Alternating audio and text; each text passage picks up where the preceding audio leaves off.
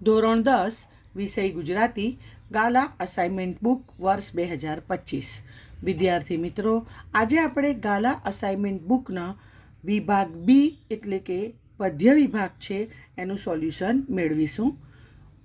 પરીક્ષાની અંદર વિભાગ બી આપણને 20 માર્ક્સનો પૂછાશે, જેમાં વિભાગ બીમાં અ નીચેના જોડકા યોગ્ય રીતે જોડીને ફરીથી લખો. પદ્યકૃતિ અને કર્તા 17, 18, 19, 20 એક માર્કનું રહેશે, જેમાં વૈષ્ણવજન તો થશે ક નરસિંહ મહેતા. શીલવંત સાધુને ગંગા સતી ડ. માધવને દીઠો છે ક્યાં હરીન્દ્ર દવે બ. અને એક બપોરે રાવજી પટેલ અ.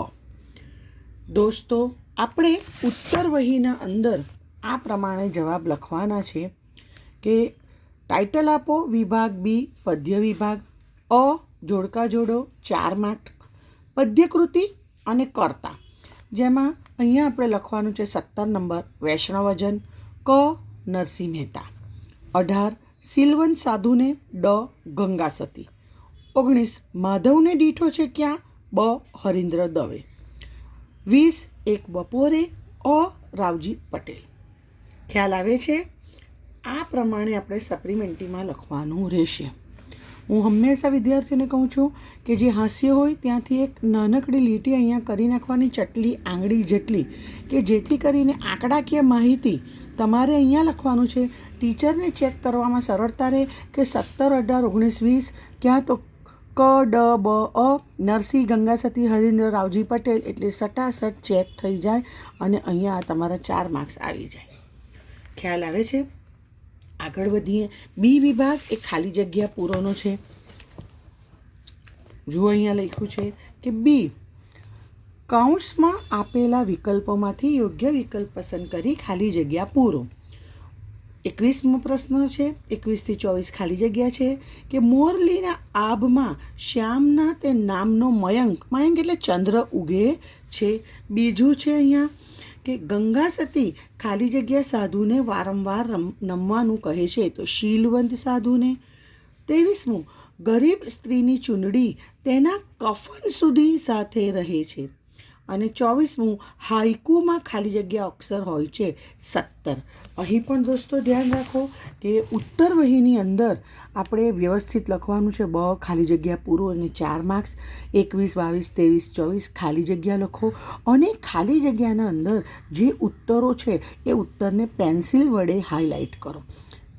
યાદ રાખો, સપ્લિમેન્ટરીની અંદર બ્લુ પેન અને પેન્સિલ સિવાય કોઈ પણ રંગીન પેનનો ઉપયોગ કરવાનો નથી. જો અહીં આ રીતે હાઇલાઇટ કરેલું હોય એટલે ધડાધડ ટીચરની બોલપેન ચાલે. ખ્યાલ આવે છે તમને લોકોને? ઓકે, આગળ વધીએ. વિભાગ ક સમજ પડે છે? વિભાગ બીનો ક પેટા વિભાગ છે, જેમાં છે કે નીચે આપેલ પ્રશ્નોના એક વાક્યમાં ઉત્તર લખો. 25મું કાવ્યનાયક માને શું બાંધી દેવા કહે છે. અને 26મું ચાંદલીઓ લોકગીતમાં ચાંપલિયાની પાંદડી કોને કહી છે.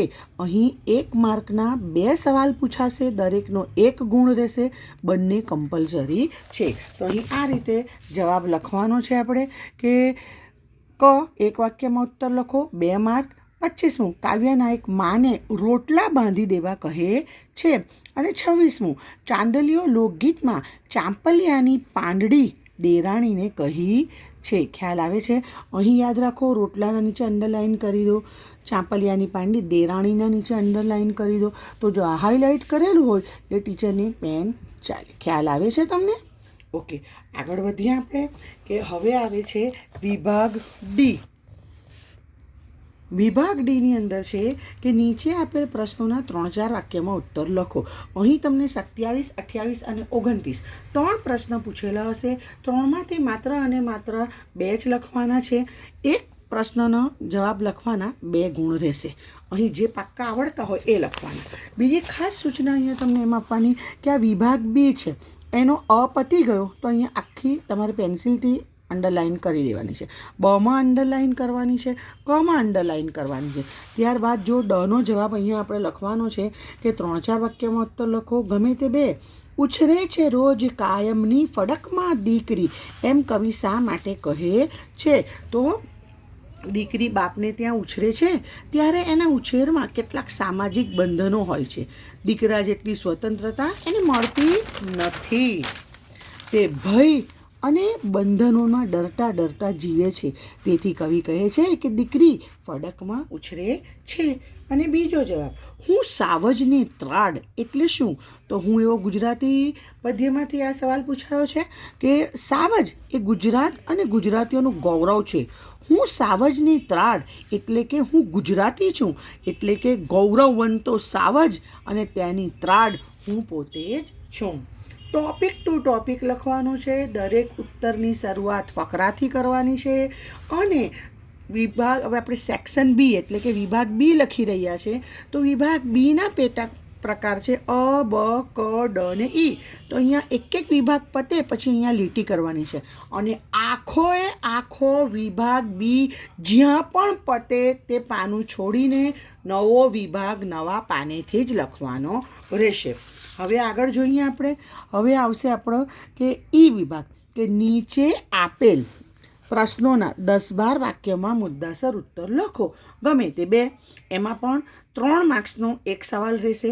3 આપેલા હશે, જે 2 પાક્કા આવડતા હોય એ 2 જ લખવાના રહેશે.